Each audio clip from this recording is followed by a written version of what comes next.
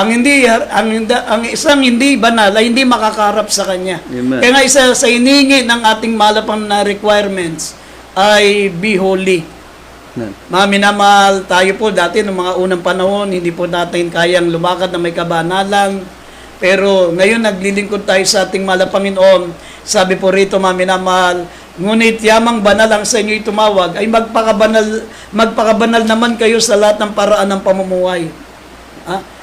Sabi in all manners of conversation. Maging banal tayo sa lahat ng uri ng pamumuhay, sa salita, sa gawa, sa pamumuhay natin, maminamal sa kilos, sa ugali at sa pananamit. Sabi in all manner of conversation. Sabi rito, sapagkat kayo'y sapagkat kayo'y magpakabanal, sapagkat ako'y banal, sabi ng ating mahal na Panginoon. Sabi, in all manners of conversation. So be ye holy in all manner of conversation. Dapat sa lahat ng uri ng pamumuhay, pati sa ating damit. Sa damit, maminamad sa ating mga kasuotan, sabi ng Deuteronomy 22 verse 5, ang babae, huwag magsusuot ng kasuotan panlalaki. Amen. Ni ang mga lalaki ay huwag magsusuot ng kasuotan pambabae.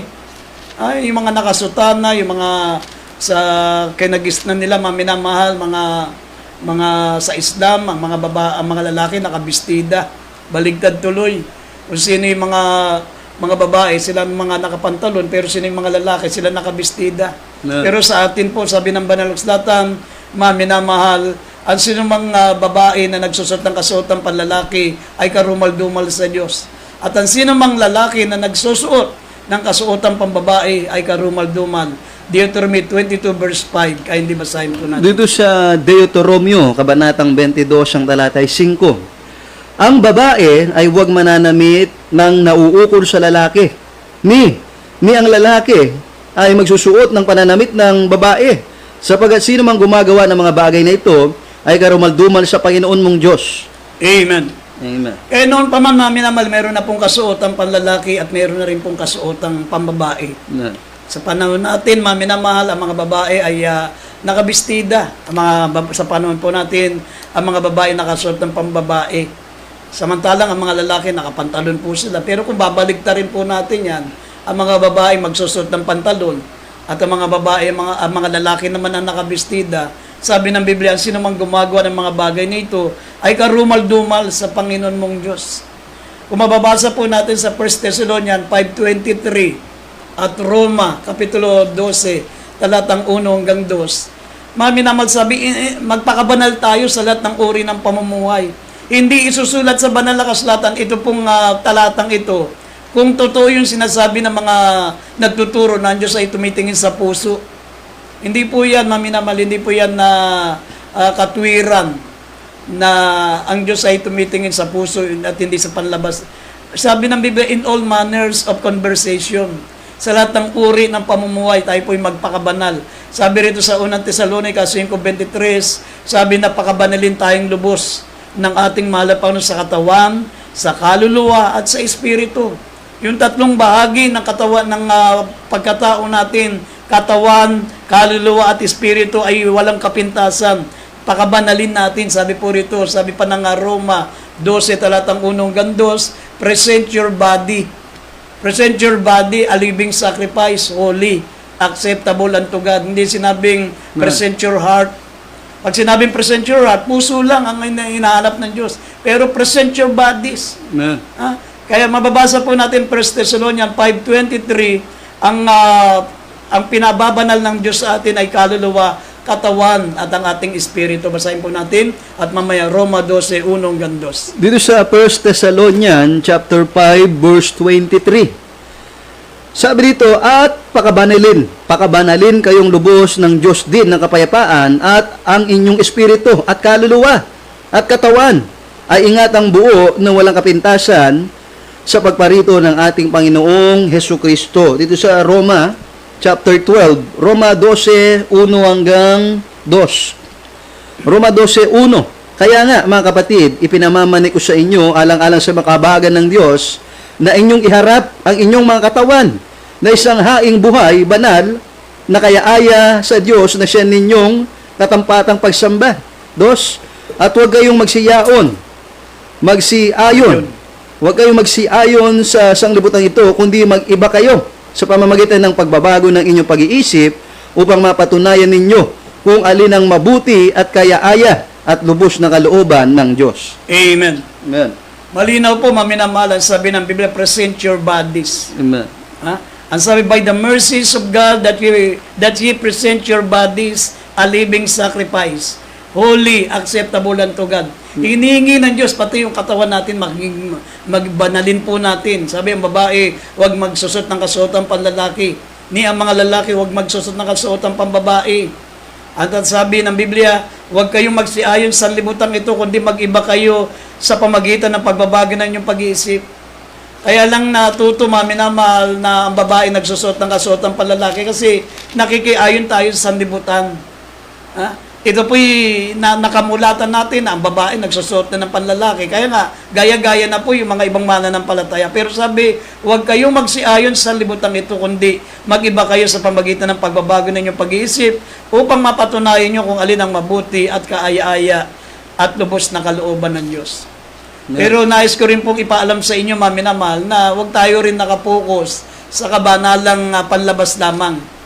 Dahil kung mababasa niyo po ang 2 Peter 1:7, sabi po rito, minamahal, ang kabanalang, ang sabi ng 2 Peter chapter 1 verse 7, sinabi ng talata, mga minamahal, ang totoong ang kabanalan ay mabuting kalooban sa kapatid, at ang mabuting kalooban sa kapatid ay ang pag-ibig.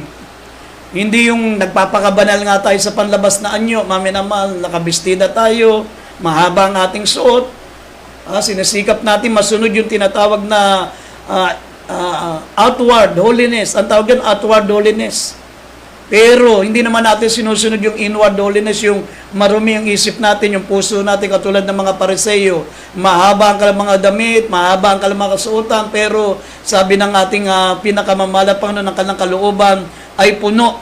Katulad daw ng nicho na puno ng mga bangkay, ng mga bulok ng katawan ng tao. Hindi ganun. Dapat, mga minamahal, sabi rito, magkaroon din po tayo ng inward holiness. Amen. Kailangan kung ano yung laman ng ating pong kung ano yung laman ng ating isip, ng ating puso, nagmamanifest po yan sa panlabas nating anyo. Kung paano nakikita ang kabanalan natin sa labas, dapat malinis din ang ating kalooban. Yan po ang tinatawag na inward holiness. Sabi ng 2 Peter 1:7, ang inward holiness ay mabuting kalooban sa kapatid. At ang mabuting kalooban sa kapatid ay yung pag-ibig. Ito po ang pinaka-importante sa kabanalan, inward holiness. Basahin po natin 2 Peter 1:7. 2 Peter chapter 1 verse 7. At sa kabanalan ay ang mabuting kalooban sa kapatid. At ang mabuting kalooban sa kapatid ay ang pag-ibig. Amen. Amen. Yan naman po ang inward holiness. At sa kabanalan ay magkaroon tayo ng mabuting kalooban sa kapatid. Kasi minamahal, isang kabiguan para sa atin na mahaba ang ating suot. Ang mga babae, mahaba ang suot, halos hindi na nakikita yung kuko, pero minamahal, nakikita naman nakikita naman yung ating masamang ugali. Hindi nakikita yung buhay natin, mga patuto na tayo po ay binago ng ating malapang noon. Meron tayong mabuting kalooban sa kapatid. Sabi rito, at sa kabanalan ay mabuting kalooban sa kapatid, at ang mabuting kalooban sa kapatid ay ang pag-ibig. Yan po ang pinaka-importante sa kabanalan na hiningi ng Diyos. Ang tawag diyan ay inward holiness. Amen. Yung kanina po na binanggit natin mga talata, ang babae huwag magsusuotan ng kasuotan panlalaki, at ang lalaki huwag magsusuotan ng kasuotan pambabae. Wala silang mga kolarete sa mukha, wala silang mga alahas. Yan po ay outward holiness. Amen. Pero ang hinihinging kabanalan ng ating dakilang Diyos, inward and outward holiness. Yan po, minamahal, ang kabanalang hinihingi ng Diyos. At pangalawa, sabi ng Biblia, always present in the church. Nabasa natin kanina, mga minamahal, sa pambungad natin talata, na darating ang ating pinakamamalapang nung tandaan nyo, minamahal, sa panahon ng pagtitipon. Kasi kung wala po tayo sa banal na pagtitipon, bumalik ang ating pinakamamahal na Panginoon, hindi po tayo makakasama. At kung babalik ang ating pinakamamahal na Panginoon na wala tayong pagtitipon, wala tayong banal na gawain, marami pong maiiwan. Amen. Marami pong maiiwan kasi hindi tayo nakapokus sa gawain, hindi po tayo nakapokus sa paglilingkod sa Diyos. abala tayo sa ating mga trabaho, abala tayo sa ating mga gawaing makasanlibutan. Kaya nga pag dumating ang ating pinakamamahal, Panginoon, sa panahon na meron tayong trabaho, tandaan nyo po, mga minamahal, marami po ang maiiwan. Kaya sinasabi ko sa inyo, nakasulat sa Biblia, mga minamahal, Lucas 17:37, sabi kung saan nagkakatipon ang akusan may bangkay, ay doon nagkakatipon ang uwak. Ibig sabihin, sa panahon doon darating ang malapang sabi, maminamal kung saan tayo nagkakatipon. Kaya nga nakasulat, Hebrew 10:25, maminamal hanggang 27, huwag nating kaliligtaan ang ating pagkakatipon. Importante yan, maminamahal, kasi ang banal na pagtitipon, maminamahal, dito po tayo nagiging sagrado, dito tayo nagiging banal. Yung panahon walang gawain, maminamahal, tayo po, minsan nagkukulang po tayo. Minsan sa pagmamadali natin sa pagpasok sa trabaho, pagpasok natin sa school, hindi na po tayo nakapagpupuri, hindi na tayo nakakapanalangin, kaya nga marami tayong pagkukulang sa panahon na wala tayong banal na pagkakatipon. Pero maminamal, kapag tayo po'y may gawain, simula pa lang ng gawain, nakapokus na po tayo sa pagbibigay ng kalulatian sa Diyos. Yeah. Magpupuri po tayo at pagkatapos makikinig tayo ng mga patutuo. Pagkatapos ng patutuo, tayo po'y aawit ng mga papuring awitin. Sasabayan natin ang ating beloved Jesus Finest Generation Choir at makakarinig tayo ng mga banal na salita ng ating pinakamamahal. Ibig sabihin, ang buong bahagi na ating ginagawa ay nasa kaluwalhatian ng ating dakilang Diyos. Amen. Kaya darating ang ating mahal na Panginoon sa panahon na meron tayong pagtitipon para mga minamahal, wala pong maiiwan na tayo makakasama. Kaya tayo binibigyan ng babala. Sabi rito, huwag nating kaliligtaan ang ating pagtitipon. Basahin po natin ang Hebrews 10:25 up to 27, kindly. Dito sa Hebreo chapter 10 verse 25 up to 27. Hebreo 10:25 sabi dito, at wag nating pabayaan ang ating pagkakatipon na gaya ng ugali ng iba, kundi mag-aralan sa isa't isa at lalo na kung inyong namamalas na nalalapit ng araw. 26, sapagkat kung ating sinasadya ang pagkakasala pagkatapos na ating matanggap ang pagkakilala sa katotohanan, ay wala nang haing natitira pa tungkol sa mga kasalanan, kundi isang kakilakilabot na paghintay sa paghukom at isang kabangisan ng apoy na lalamon sa mga kaaway. Amen. Yan po ang sinasabi ko, maminamala, isa po sa hinihingi ng requirements para makasama tayo sa rapture. Huwag nating kaliligtaan ang ating pagkakatipon. Alam niyo, ang ating beloved pastor, maminamala panahon ng kanyang kalakasan nung tayo po ay kasama natin ang ating beloved pastor. Ito po hindi nawawala sa kanyang pangaral. Lagi niya pong itinuturo, maminamahal, kapag ikaw po ay Sunday Christian, hindi ka makasama sa rapture.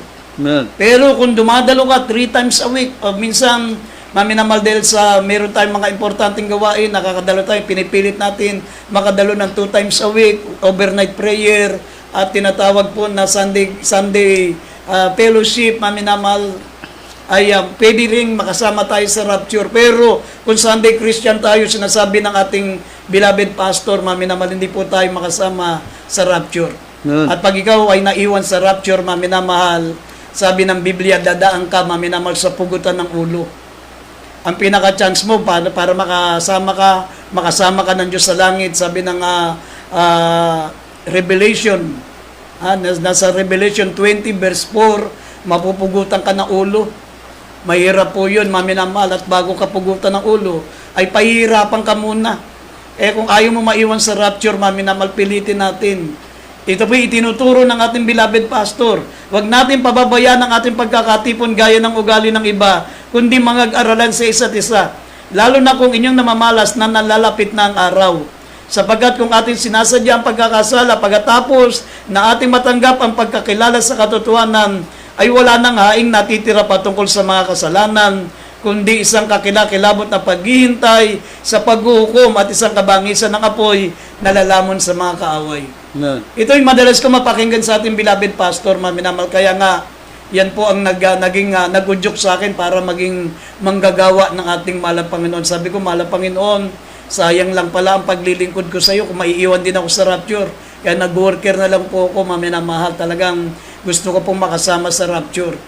Sabi po ng Biblia, maminamal, bakit kinakailangan tayo laging dumalo at makasama sa rapture? Kasi ito yung pagkakataon na tayo po'y malilinis ng Diyos sa ating mga kasalanan. Sa araw ng pagtitipon lamang tayo nagiging malinis. Sabi ng 1 John 1:7, basahin po natin ang 1 John 1:7, dito lang tayo nagiging karapat dapat sa harapan ng Panginoon kapag tayo po ay mayroong pagtitipon. Basahin po natin. Dito sa 1 John chapter 1 verse 7, sabi dito, ngunit kung tayo'y nagsisilakad sa liwanag, na gaya niyang nasa liwanag, ay may pagkikisama tayo sa isa't isa. At nililinis tayo ng dugo ni Jesus na kanyang anak sa lahat ng kasalanan. Amen. Ang sabi ng Biblia, maminamahal sa English, if we walk in the light, as He is in the light, we have fellowship one with another. Fellowship one with another. Amen. Yan po yung ating pagtitipon, yan po ang ating pong fellowship, yan ang po ang ating banal na gawain. Sabi, we have fellowship one with another, and the blood of Jesus Christ, His Son, cleanses us from all sins. Napapatawad yung ating kasalanan pag meron tayong banal na pagkakatipon, pag meron tayong mga fellowship, maminamahal, nagiging karapat dapat tayo sa harapan ng Diyos kahit ano yung mga kasalanan natin na nagagawa, maminamahal. Sabi nga ng Biblia, kinulong tayo ng Diyos, maminamahal sa kasalanan para mahabag sa ating lahat. Kindly, idagdag natin sandali ito sa Roma 11:32. Sabi, kinulong tayo ng Diyos sa kasalanan para mahabag sa lahat, para maipakita niya yung kahabagan sa atin, mga minamahal. Gusto niya na tayo po, mga minamahal, ay lumakad ayon sa kalooban ng ating pinakamamahal na Panginoon. Kaya hindi basahin po natin yung talatang ito. Roma 11:32. Roma chapter 11 verse 32, sapagkat ang lahat ay kinulong ng Diyos sa kasuwayan upang siya'y mahabag sa lahat. Amen. Amen. Sapagkat tayo kinulong ng Diyos sa kasuwayan para mahabag sa lahat. Amen. Sabi ni pinahintulot ng mahal na Panginoon at minsan nagkukulang po tayo, nagkakamali po tayo para ipakita sa atin ang kahabagan. Kaya nga, sabi ng Biblia, if you walk in the light as He is in the light, we have fellowship one with another, and the blood of Jesus Christ cleanses us from all sin. Nalilinis po tayo sa lahat ng ating mga kalikuan kapag tayo po ay mayroong fellowship. Talagang hindi po natin maiwasan, kami nga po mga manggagawa, maminamahal, talagang tanggap po namin na kami minsan nagkukulang, pag kami po ay nawala na sa pagpupuri, pagkatapos ng puri, maminamahal, minsan nakakakita po kami ng mga bagay na kami po ay nagkakasala sa harapan ng mahal na Panginoon. Talagang ang makapagbibigay lang sa atin, maminamahal, ng talagang kasakdalan at kabanalan, maminamahal, kapag tayo po may pagkakatipon, sapagkat na napopokus po ang ating isip, ang ating puso, maminamahal, sa pagluwalhati sa ating pinakamamahal na Panginoon. At ang kahuli-hulihan, maminamahal, na hiningi ng mahal na Panginoon ay be obedient. Sabi rito, maminamahal, sa Mateo 7:21, talo ng 24 hanggang 27, dapat, mga minamahal, sumusunod po tayo sa kalooban ng ating pinakamamahal na Panginoon. Sabi ng Biblia, be obedient. Sabi rito, mga minamahal, buksan po natin ang ating mga banal na kasulatan dito sa Mateo 7:21 hanggang 27. Dito sa Mateo chapter 27 verse 21 hanggang 27. Talo ng 24 hanggang 27. Talo ng 24 hanggang 27. Mateo 7:21. Hindi ang bawat nagsasabi sa akin, Panginoon, Panginoon, ay papasok sa kare ng langit, kundi ang gumaganap ng kalooban ng aking Ama na nasa langit. Talo ng 24 hanggang 27.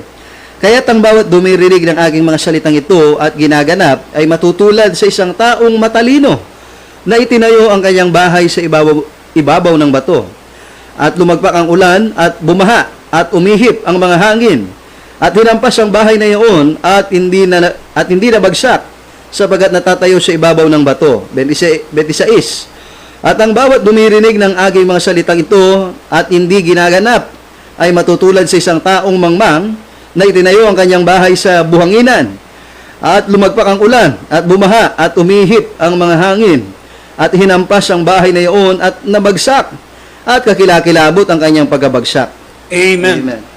Yan po, maminamahal, lang kung bakit kinakailangan natin sundin ang lahat ng mga napapakinggan po natin banal na salita ng Diyos. Amen. Kasi kung hindi po tayo sumusunod, maminamahal, ay katulad po tayo ng mangmang. Sabi na nagtayo lamang ng bahay, maminamahal, sa buhanginan. Amen. Dumating ang malakas na unos, dumating ang malakas na bagyo, sabi rito, maminamahal, at kakilakilabot ang pagkabagsak. Ang kakilakilabot ang kanyang pagbagsak. Ngunit ang sino man dumirinig ng aking mga salita at ginagana, matutulad sa isang taong matalino, itiniyo ang kanyang bahay sa ibabaw ng bato. At lumagpak ang ulan, bumaha, umihip ang malakas na hangin, hinampas ang bahay na iyon at hindi nabagsak sapagkat natatayo sa ibabaw ng bato. Iyan po, maminamahal, ang dahilan kung bakit kailangan natin sumunod. Sabi nga ng Biblia, maminamahal, hindi lahat ng tumatawag sa akin, Panginoon, Panginoon ay papasok sa kariyan ng langit, kundi iyon lamang gumaganap ng kalooban ng ating Ama sa langit. Sundan pa natin ng Roma 12, talatang Roma 2:13, sabi po rito, idagdag natin Roma 2:13, verse 13. Dito sa Roma, Kabanatang 2, talatay 13. Sapagkat hindi ang mga tagapakinig ng kautusan ang siyang mga ganap sa harapan ng Diyos, kundi ang nangagsisitalima sa kautusan ay aariing mga ganap. Amen. Amen. Hindi ang mga tagapakinig lamang ng kautusan ang siyang magiging ganap sa harapan ng Diyos, kundi yung mga nagsisitalima. Amen. Nga dapat, maminamahal, kung ano yung napapakinggan po natin, pilitin po natin, sikapin po natin. Sapagkat, maminamahal, nakasalalay po rito yung kaligtasan natin, nakasalalay po rito, maminamahal, yung magmana po tayo ng buhay na walang hanggan sa piling ng ating pinakamamahal na Panginoon. At isa pa sa higit na itinuturo po sa atin, maminamahal, na pagsunod. Sabi po rito, wag nating kaliligtaan ang ating wag po nating kaliligtaan ang ating mga minamahal na magulang sa Panginoon. Sabi, everlasting remembrance. Dapat alalahanin natin sila magpakailanman. Amen. Huwag tayong maniwala dun sa mga nagtuturo na hindi na sila dapat alalahanin. Sabi ng Psalms 112, verse 6, ang mga magulang natin sa malapang nun nagturo sa atin ng mga banal na salita ng Diyos ay aalalahanin magpakailanman. Amen. Aalalahanin natin sila. Kaya hindi, mababasa po natin yan, maminamahal, Psalms 112, verse 6, dito po sa Hebrews 13, verse 7 and verse 17. Kaya hindi basahin natin. Dito po sa aklat po ng Psalms 112, verse 6. Sabi dito, sapagkat siya'y hindi makikilos magpakailanman. Ang matuwid ay maaalaalang walang hanggan. Dito sa Hebreo chapter 7, verse 13. 13, verse 7 at 17. Verse 13, Hebrews 13. Hebrews 13, 7. Sabi dito, Hebrews chapter 13 verse 7, alalahanin ninyo ang nagkaroon ng pagpupuno sa inyo na siyang nagsalita sa inyo ng salita ng Diyos at sa pagdili-dili ng wakas ng kanilang pamumuhay ay inyong tularan ang kanilang pananampalataya. Sa 17, talong ng 17, magsitalima kayo sa namiminuno sa inyo at kayo pasakop sa kanila sapagat pawang na nagpupuyat dahil sa inyong mga kaluluwa na parang sila ang nagsusulit upang ito'y gawin nilang may kagalakan at huwag may hapis sapagkat sa ganito'y di ninyo mapapakinabangan. Amen. Yan po, maminamahal, ang isa sa mga dapat po nating sundin. Amen. Lumipas man ang panahon, maminamahal, dapat hindi natin sila kinalilimutan, ang ating mga minamahal magulang sa mga Panginoon, sapagat sila po, maminamahal, ang ginamit ng Diyos sa ating mga kaligtasan. Sabi, remember them.